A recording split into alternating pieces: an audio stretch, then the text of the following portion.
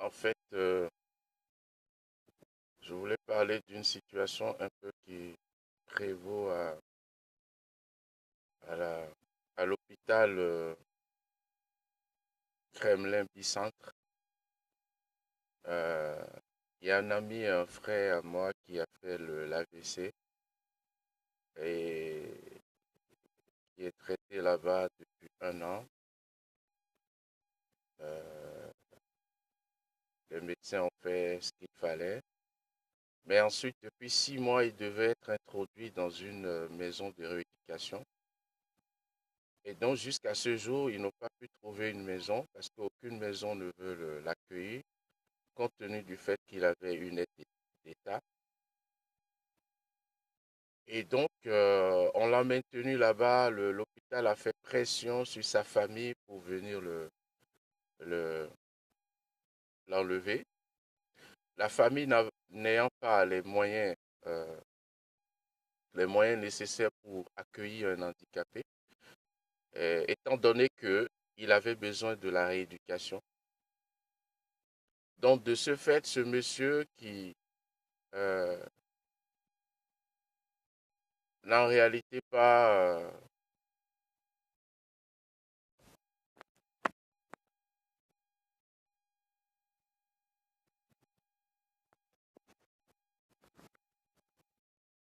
je fais cette petite vidéo pour interpeller les autorités françaises sur une situation qui prévaut à Kremlin-Bicêtre, aux urgences de Kremlin-Bicêtre à Paris.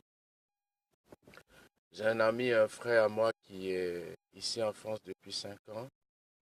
Euh, il est vrai, il n'a pas encore titre de séjour, il a fait une demande d'asile, mais c'est un cadre financier. Il a fait un AVC depuis un an.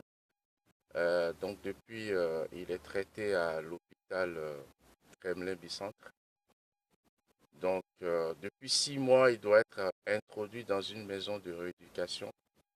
Et jusqu'à présent, l'hôpital n'a pas, entre guillemets, trouvé un centre qui peut l'accueillir.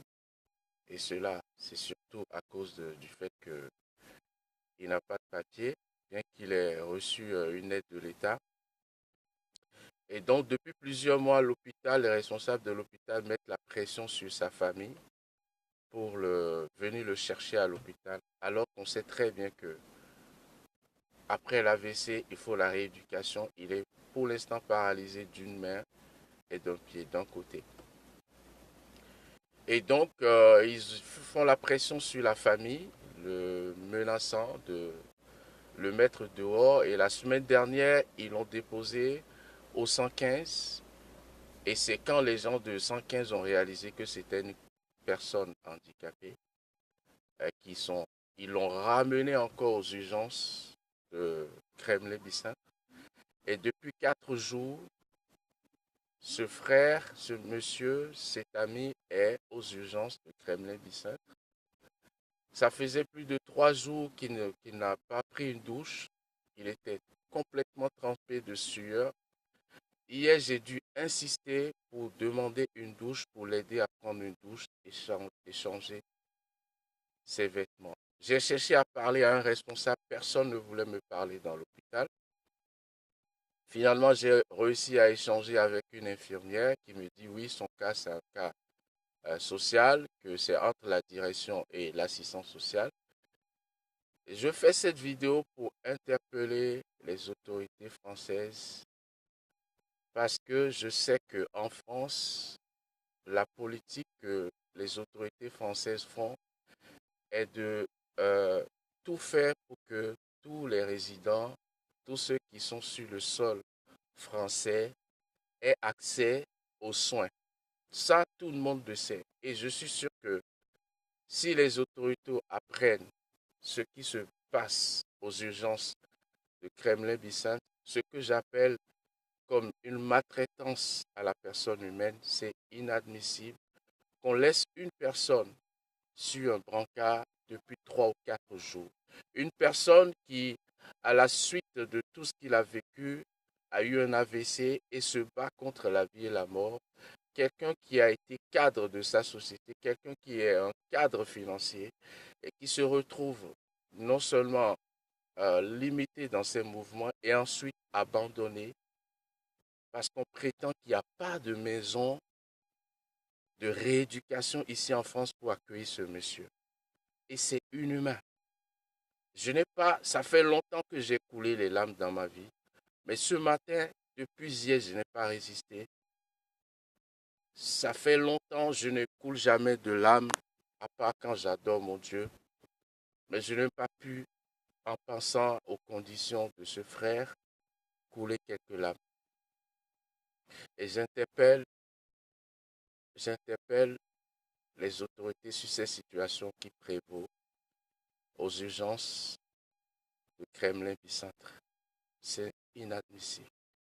Cela porte vraiment atteinte à l'image. Cela remet en cause la politique, les efforts que nos autorités font pour que toutes les personnes qui sont sur le sol français, quelle que soit leur situation, aient accès aux soins médicaux. C'est écœurant. C'est écœurant que les responsables de l'hôpital prennent cette situation comme personnelle. C'est inhumain. C'est inhumain. Nous connaissons aujourd'hui, mais nous ne connaissons pas demain. Aujourd'hui, c'est lui qui se bat dans ces situations. C'est un cadre, c'est un intello, c'est un intellectuel. Il a fait des études. Il n'a pas choisi vraiment d'être ici en France. Il a été contraint dans son travail. Et ça, les autorités françaises sont déjà au courant de sa situation. Lui, il est dans ces situations aujourd'hui. Ça peut arriver à n'importe qui.